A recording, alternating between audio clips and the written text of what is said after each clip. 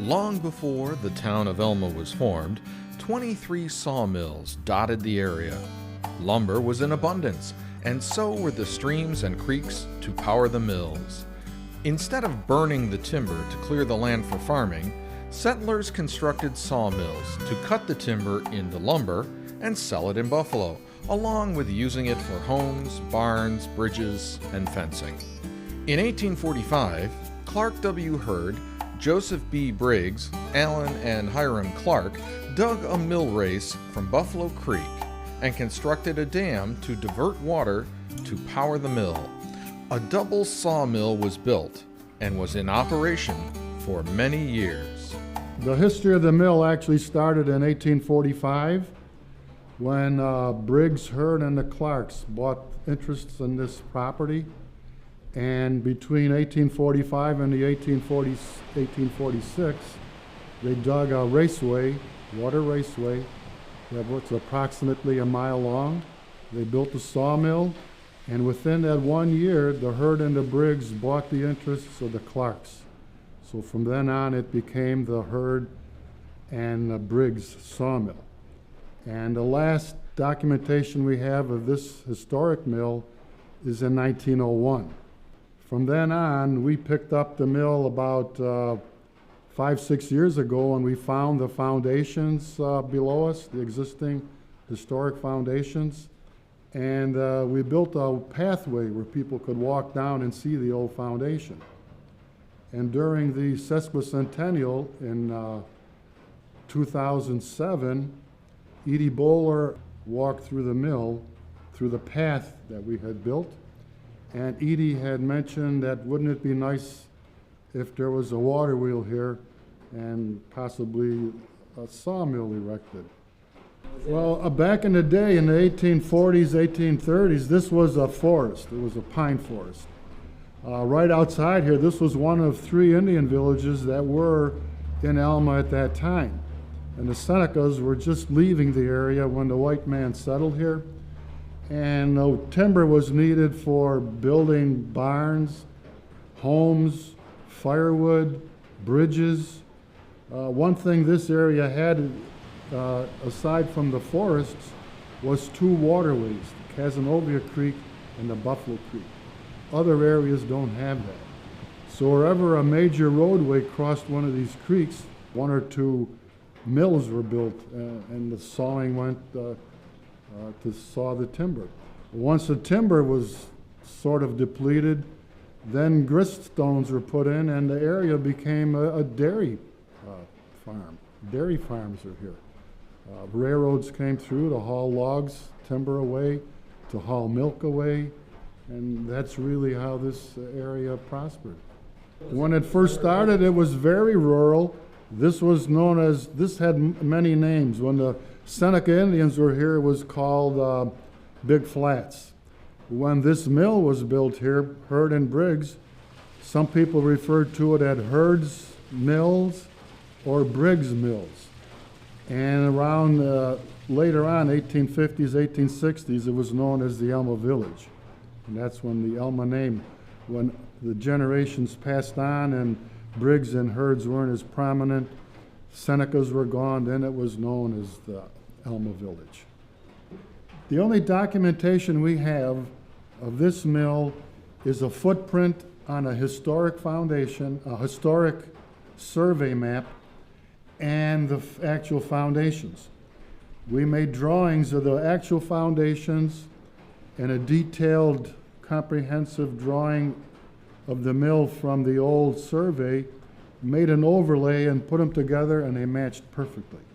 So we knew pretty sure that the mill was here. Since then, in the diggings that we've done here, we've actually dug up turbine wheels that were used in the mill in the days past. We dug up grist stones and many more artifacts in just the little diggings that we did. Under this mill is a treasure trove of archaeological artifacts. All we need is somebody that knows how to handle this kind of a project, to go in and excavate and find those projects. If you go down 2-3 feet, the first floor of the mill is there. We've recovered some of the beams, but whether it burned or fell down, and that first floor went down into the mud, and as the years passed by, it covered over with the silt, and it's been preserved just by being in the mud. But we don't know actually what the old mill looked like. We do have one picture of the inside. It's not a perfect picture, but we do have a picture of the inside of the mill. The raceway going out in that direction picks up water at this Buffalo Creek. The water comes down, and there was a dam out here. In the 1950s, the dam was pushed over because the kids were jumping off into the water and whatever.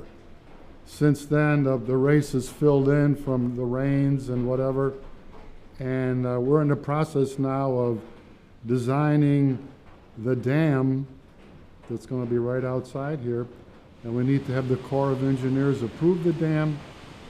We'll install it, and then water will back up, and we'll be able to run the water wheel by sheer force of the falling water.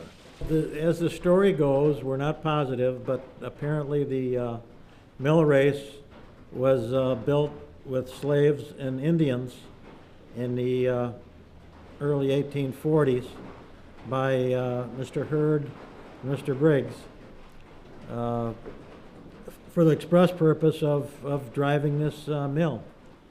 And of course, there's gates. They placed a dam up on the Buffalo Creek, which is still there.